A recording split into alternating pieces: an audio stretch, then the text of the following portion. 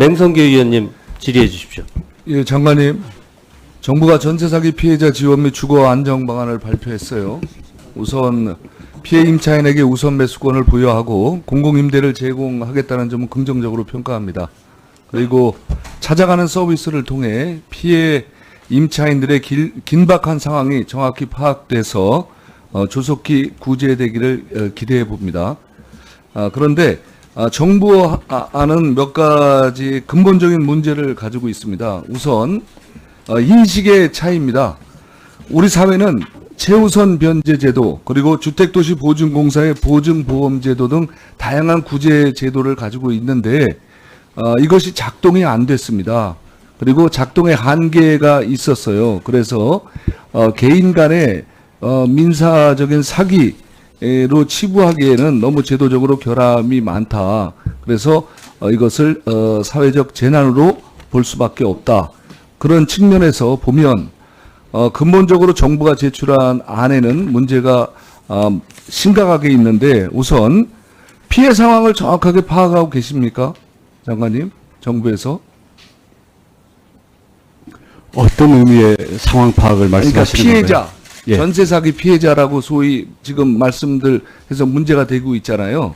이게 피해 현황을 정부가 정확하게 파악을 하고 계시냐는 거죠. 전세 사기라는 예. 그 유혹의 규정부터가 한 발짝도 들어가자마자 만인의 논란이 벌어지는 그런 상황이고요.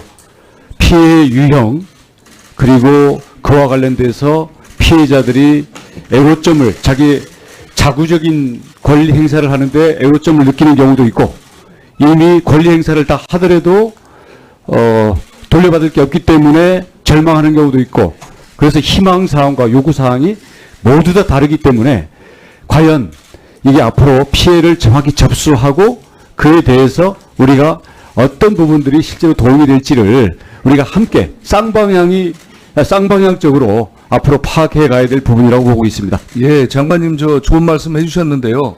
이게 지금 워낙 백인 백색의 피해고 다양합니다. 그리고 피해 상황이 정확하게 파악이 되지 않았어요. 그러니까 아마 앞으로도 100% 모든 분들의 피해 상황을 정확하게 파악하기도 쉽지 않을 거다. 그런데 그렇기 때문에 너무 저 정부안은 피해 대상이 너무 축소되고 엄격합니다. 그리고 피해 절차가 너무 복잡해요. 그러면 이렇게 그 상황이 정리가 안 됐는데 피해를 너무 엄격하게 해석해서 한다면 특별법이 왜 필요하겠습니까? 제가 왜 이 말씀을 드리냐 하면 정부가 이제 안을 제시를 한 거고 논의 과정에서 좀 더 유연하게 논의할 필요가 있다. 장관님이 말씀하신 것처럼 이게 전체적인 거를 파악할 수가 없는 상황인데 그걸 너무 축소해서 하게 되면 과연 이 특별법의 제정 필요성이 있느냐 하는 그런 근본적인 문제가 있고요. 그 다음에 절차가 잠깐 너무 답변을 드리겠습니다. 왜냐하면 저 조금 더 해주시면 안 예, 되겠습니까? 알겠습니다. 예, 절차가 너무 복잡합니다. 이게 75일 걸리는데요.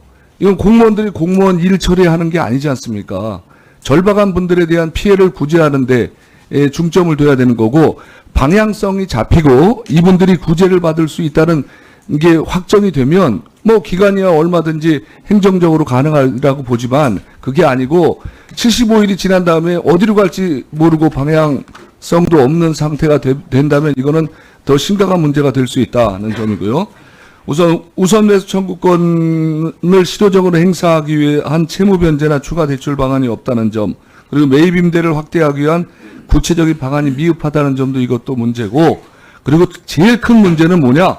피해 보증금이 전 재산이거나 대부분 채무인 경우에 피해자들에 대한 보증금 반환 방안이 전혀 없다는 거예요. 장관님, 보증금 반환 방안은 장관님 누차 언론에서 말씀하시고 있는 것처럼 전혀 고려 대상이 아닙니까? 지금 그 문제부터 답변을 드릴까요? 예. 우리나라 현재 여러 가지 그 채권 채무를 둘러싼 권리관계에 있어서 피해자가 속아서 사기를 당한 경우에 그 피해 금액을 국가가 먼저 돌려주고 대납해주고 이것을 달리 다른 곳으로 가서 찾아다가 그 비용을 충당하는 제도는 있지도 않고 이게 선례를 남겨서도 안 된다고 생각합니다. 모든 사기 피해는 평등합니다.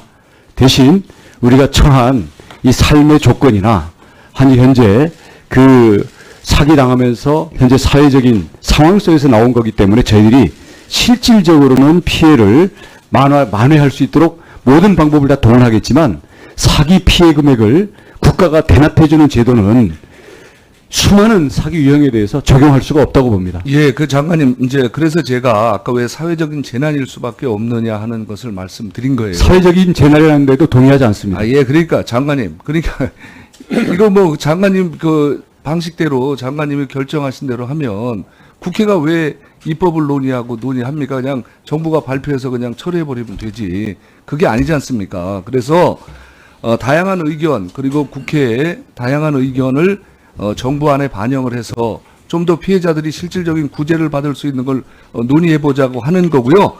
제가 장관님께 마지막으로 하나 질문을 드릴게요. 장관님 어차피 소위에는 참석을 안 하실 거잖아요. 예, 차관님이 참석. 차관이 참석하죠. 자, 그러면 장관님이 지금 지침을 주셨어요. 그럼 국회에서 논의는 한 발짝도 더 나갈 수 있습니까? 아니면은 국회에서 논의되는 안을 여야가 합의한다면 그거를 좀 더 긍정적으로 적극적으로 수용하시겠습니까? 저희는 원칙과 큰 틀은 정부 합동의 입장입니다. 국토부만이 아니라. 왜냐하면 국토부만으로는 실행할 수 없는 많은 지금 제도들이 들어가 있기 때문에요. 그래서 그런 점에서 저희들이 이걸 실행하는 과정에서 더 좋은 실행 방안이라든지 미흡한 점이 보완되는 의견들에 대해서는 저희들이 뭐 얼마든지 열려 있습니다만은 지금처럼 보증금을 직접 지급하거나 이런 부분들에 대해서는 확고한 원칙을 저희는 지킬 수밖에 없습니다. 지금 이것도 장관님이 여당에 지침을 주신 것 같아요. 이거 저 범위를 벗어나지 말고 그냥 논의해라. 그런 건 아니지 않습니까? 좀 더 열린 마음으로 실질적으로 피해자들에게 구제를 줄 수 있다면 충분히 논의하겠다. 이렇게 답변을 하셔야죠. 그렇게 하실 수 있도록 여당에 좀 협조를 요청을 해주시면 어떻겠습니까? 말씀이 너무 애매하셔가지고요. 무의미한 것 같습니다. 왜 그리고 지금 무의미하죠? 저기 발언이 끝났기 때문에 아까 여러 가지 중요한 지적을 해주셨거든요. 그에 대해서 간략하게 핵심만 답변을 드리겠습니다. 첫 번째, 이 구제 대상이 너무 엄격하다, 범위가 좁다. 그렇지 않습니다. 저희가 6가지 요건을 했는데요. 앞에 예를 들어서 계약이 있어야 된다, 경매 개시에 돼야 된다, 서민주택이다. 이거는 피해자가 고민할 것도 없습니다. 그건 바로 대상만 저희들이 판정을 하면 되고요.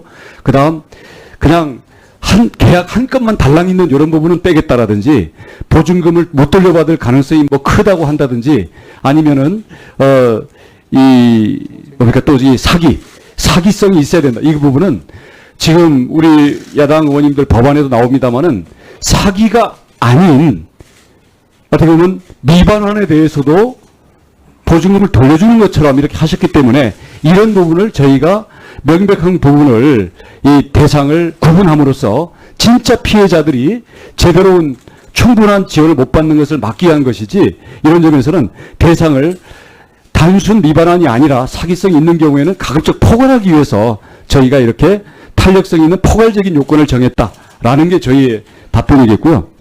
절차가 너무 복잡하고 기간이 길다 그랬는데 그러지 않습니다. 절차는요, 피해자는 신고만 하면 그 다음 국토부와 지자체가 동시에 병행 조사를 해서 진행을 할 거고, 아까 75일이라는 얘기가 어디서 나오는지 모르겠습니다만은, 아니, 그런 부분들은요, 그런 것들이 보통의 대기 시간을 거쳐갔을 때는 최장 75일까지 갈 수 있다는 얘기지, 저희는 지금 실무적으로 통과되면 그 즉시 전국의 지자체장들을 소집해서 예비조사와 또 시급한 부분에 대해서는 긴급 구제 조치를 바로 실행할 수 있는 그 실행 방안을 이미 벌써 짜고 있습니다. 그렇기 때문에 75라는 그 숫자가 모두 75일을 기다렸다가 그때서야 시작하는 걸로 그렇게 국민들께서 오해는 안 하셨으면 좋겠습니다.